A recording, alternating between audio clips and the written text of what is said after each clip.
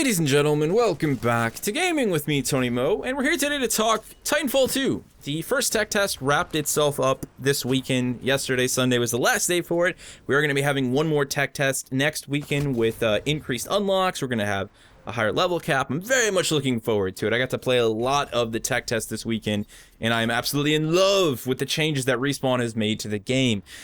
And it seems a lot of people are, because I believe at one point I hopped on and across the 3 different game modes, there were over 60,000 people playing the tech test. I'm really excited to have them release their numbers. Respawn says they are recording data, and eventually they're going to release a little bit of a, sort of infographic, show off a bunch of numbers from the tech test. I'm really looking forward to that. That stuff is really cool. And I'm really excited for them, That's a lot of players, man. For a tech test, a lot of people aren't really actually interested in playing games this early on, believe it or not. So to get that many people on your game to check out the tech test, that's impressive, and I think that bodes well for TF2's full release. So people loving the game, right? A lot of people loving the game, but there was one piece of criticism that seems to be really widespread that I wanted to address and talk about, because I think people aren't really fully grasping the changes that have been made to the movement system here inside of Titanfall 2. The number one thing that I keep seeing people say is that they feel the game is too slow. Like, oh, they don't like the movement system. It's not as fast as Titanfall 1. They're not happy with it.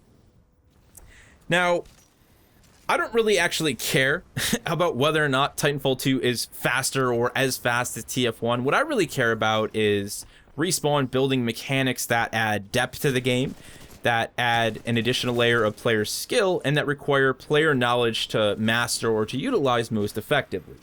When you look at the wall running mechanic in TF1, it was super lightweight. In fact, player movement was rarely affected by player weight in TF1. It had almost no impact on your movement speed. You could pretty much jump on a wall at any speed as long as you were sprinting, and you would be able to carry a maximum speed across that wall for a certain length of time. And that length of time was pretty long, and it wasn't affected by anything else, The only thing that really mattered was your ability to jump to another wall. As long as you could keep transitioning from wall to wall to wall in Titanfall 1, you could wall run forever. It didn't really make a difference, That was just kind of how the game worked. Some people liked that system. I myself felt like it was an early days mechanic. Like, hey, this is our first game. Here's this wall running system we've built. And I always imagined in my head that Respawn was going to go away, go back to their office, and they were going to find a way to make that system more complex, to make it deeper. And hopefully, one of the things that I really didn't like about TF1, actually add player weight into the game. Make it feel like my character weighs something. And to me, that's exactly what they've done with TF2 for the better. Again, I'm not really concerned about actual, like, oh, this game's slower, this game's faster. Maybe somebody will sit there and do the due diligence and make a comparison to find out whether or not the game is actually faster or slower. But what I am going to tell you is that without a doubt, in TF2, you can be fast. You can be really fast.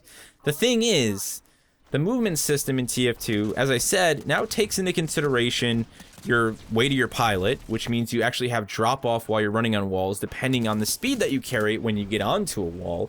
Momentum is everything this time around. You have to maintain momentum, and in order to maintain that momentum, you need to have a understanding of how to attack a wall. What angle should I jump at this wall? How does jumping from one wall to a next change my movement speed? How does the slide change my movement speed? How does the grappling hook or the stim, if I'm using them, how do those affect my movement speed?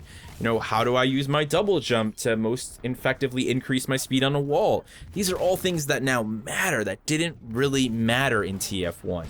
So they haven't made the game slower or more casual, they just added a layer of depth, a layer of complexity to a system that, in my opinion, was very shallow the first time around.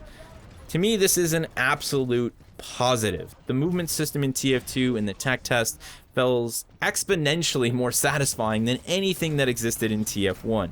I always just felt like I was slapping A and getting on a wall, and that was it. This time around, there's this huge push to constantly make use of my abilities, to constantly make use of the environment, to build that speed. And then once I achieve that speed, I have to work to maintain it. That's a really, really good feeling. And I think anyone that has really gotten their head around that inside of the tech test and has built up that top speed and really been able to maintain that and fly across the map knows exactly what I'm talking about. it's definitely a more challenging thing to do, but the reward is substantially higher.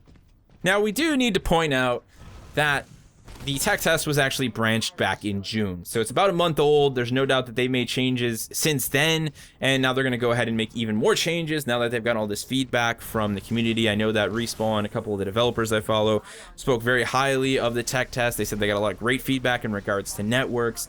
That stuff is absolutely fantastic.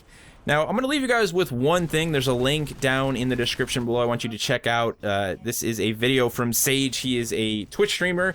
He's a Titanfall pro, and he has currently the record time inside of the tech test time trial that exists inside of the training mode, which, by the way, even though the tech test is offline, you can still play the training mode. Just a heads up for you guys, you simply cannot get enough TF2. So the video that I want you guys to watch is him setting a 26.6 time. It's the fastest time that anybody has set. I think he's actually beaten it since then. He's got a 26.2 now. And it's just a prime example of all of the new implementations into the movement system. It's also a really great piece of homework if you're looking to really step up your movement game inside of TF2. If you really want to see how important, like angle of the attack is, how important it is to shoot at certain angles while you're on the wall, and how to genuinely reach a high top speed and then maintain that high top speed, that's the video you want to study. The dude absolutely kills it, and it's the best example for the whole argument of, is TF2 fast enough? I think that the game is definitely fast enough, and if you had any doubts, that video will without a doubt put them to rest. Thank you guys so much for watching. Feel free to share all of your thoughts and opinions on the movement system down in the comment section below, and I will see you in the next one.